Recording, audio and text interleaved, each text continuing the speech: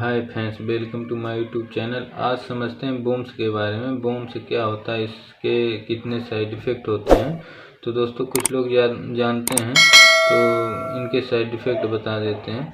बोम्स से छोटे छोटे बच्चों के पेट में जो है कीड़े पड़ जाते हैं, उन्हें बोम्स कहते हैं। तो ये जो कीड़े पड़ जाते हैं, इनसे बहुत सारी दिक्कतें होती हैं और बच्चा कुपोषित हो जाता है, कुपोषण का शिकार हो जाता है, अनीमिया हो जाती है, खून की कमी हो जाती है, जिससे हो कि उसके ऊपर बहुत सारे साइड इफ़ेक्ट देखे जाते हैं। छोटे छोटे चेहरे पे चकत्ते भी होने लगते हैं। ये दिक्कतें आती कैसे हैं? ये दिक्कतें दोस्तों, जैसे कोई बच्चा है, कहीं पे घूम रहा है, टहल रहा है नंगे पाँव, स्लीपर चप्पल नहीं पहना है, और तो जैसे कोई बच्चा वहाँ पे टॉयलेट किया हो या बाथरूम या शौच कुछ भी किया हो, तो वहाँ पे बच्चा खेलते खेलते जाता है और अपने हाथ से या पैर से कुछ भी खेलने लगता है मिट्टी से, तो उसके हाथ में नील्स में जो है छोटे छोटे पैरासाइट से जमा हो जाते हैं और वो घर पे जाता है तो ऐसे ही बच्चा धोता नहीं है हाथ और ऐसे ही कुछ खा लेता है,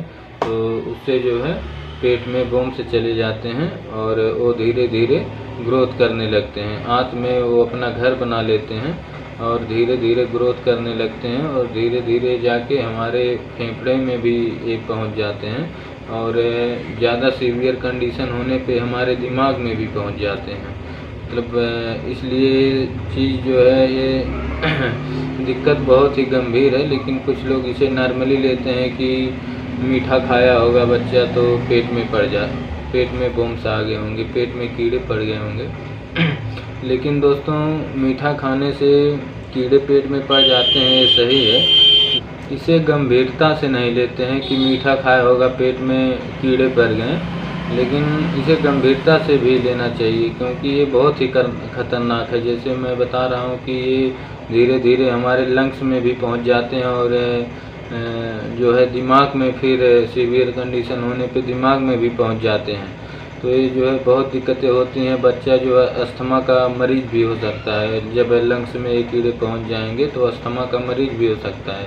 इसलिए ये जो है नॉर्मली बात नहीं है कि बच्चे के पेट में कीड़े हैं, वो जो है आप इसको गंभीरता से लीजिए। ये जहाँ तक दोस्तों देखा जाता है कि ये अनहाइजीनिक तरीक़ों से ही फैलता है बोम्स, और ज़्यादातर बच्चों में पाया जाता है, क्योंकि ये बच्चे बहुत लापरवाही करते हैं, हाथ नहीं धोते हैं और हैंड वॉश नहीं करते हैं, जिससे कि इनके हाथों में जो बोम्स होते हैं, नील में बोम्स होते हैं, वो उन्हीं हाथों से ऐसे बिना वॉश किए हुए वो कुछ ना कुछ खा लेते हैं। इसलिए जो है इनमें ज़्यादा देखा गया है कि छोटे छोटे बच्चों में बोम्स से पेट में पड़ जाते हैं, कीड़े पेट में पड़ जाते हैं।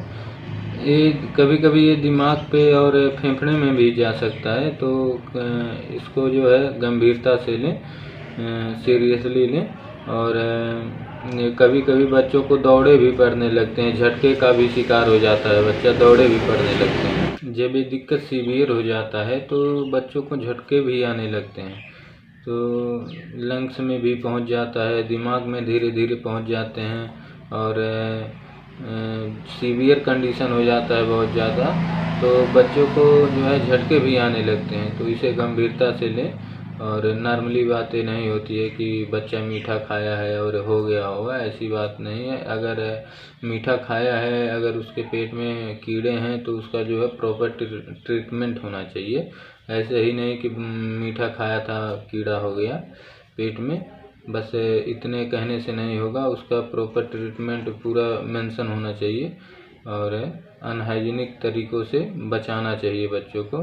प्रॉपर पैर में स्लीपर चप्पल या जूते जो है बच्चों को पहना के रखना चाहिए, क्योंकि वो मतलब अनहाइजीनिक चीज़ों से बच सकें। कभी कभी अस्थमे का भी दिक्कत बच्चों में देखा गया है, तो हल्के में नहीं लेना चाहिए इन बोम्स के इन्फेक्शन को, और बोम्स इन्फेक्शन बहुत ख़तरनाक होता है और इससे हमेशा बचना चाहिए। तो इसका ट्रीटमेंट जान लेते हैं, बात करते हैं इसके ट्रीटमेंट का। तो एल्बेंडाजोल का टेबलेट 400 मिलीग्राम का आता है, जो आप एक बार ले सकते हैं, एक टेबलेट एक बार ले सकते हैं। ज़्यादा सीवियरिटी होने पे इसको दोबारा हफ्ते में 2 बार भी ले जा सकता है। और अगर कोई बच्चा है 2.5-3 साल का तो उसको अल्बेंडाजोल 200 मिलीग्राम एक बार लेना पड़ेगा। और ज़्यादा सीवियरिटी है तो 4-6 दिन बाद फिर 200 मिलीग्राम उसको दिया जा सकता है। और अगर छोटा बच्चा है उससे 5-6 महीने का या 8-9 महीने का बच्चा है तो उसे एल्बेंडाजोल का सिरप भी आता है, तो उसे आधा एक बार पिला दें और आधा 5-6 दिन बाद पिला दें। ज़्यादा सीवियरिटी हो तो दोबारा भी अगले हफ्ता में भी पिलाई जा सकती है। दोस्तों एक टेबलेट और आता है मेल्बेंडाजोल। तो मेल्बेंडाजोल दोस्तों ये 500 मिलीग्राम में आता है, तो इसको भी आप ले सकते हैं। ये भी बहुत बढ़िया दवा है। इसको हफ्ते में एक बार ले सकते हैं। ज़्यादा सीवियरिटी हो तो अगले हफ्ते में एक बार और एक टेबलेट लिया जा सकता है। और ये एल्बेंडाजोल या मेल्बेंडाजोल का टेबलेट जो है जब भी लें तो इसको चबा के लें। तो दोस्तों ये हो गई दवा की जानकारी। दोस्तों इसे खुद से भी जो है एल्बेंडाजोल टेबलेट आप हर 6 महीने में खा सकते हैं एक बार। और इससे क्या होती है, दिक्कत नहीं रहेगी तब भी कोई दिक्कत नहीं है। अगर दिक्कत होगी तो हम इसे जान नहीं पाते हैं हमारे पेट में जो है बॉम्ब्स हैं या कीड़े हैं या नहीं हैं, तो दिक्कतें दूर हो जाती हैं अगर अपने आप 6 महीने में एक बार खाया जाए तो। छोटा बच्चा है तो उसको भी हर 6 महीने में आधी सीसी 1 सीसी मतलब मार्केट से आप ला रहे हैं तो उसको आधा पहले पिला दीजिए, फिर 5-6 दिन बाद फिर आधा सीसी पिला दीजिए। 6 महीने में ऐसे ही पिलाते रहें 1-2 बार, तो जो है ये बॉम्ब से इन्फेक्शन से बचा जा सकता है। और इसका इन्फेक्शन रहेगा भी तो अपने आप ठीक हो जाएगा, पता भी नहीं चलेगा। तो इससे हम सुरक्षित रह सकते हैं इन सब बीमारियों से।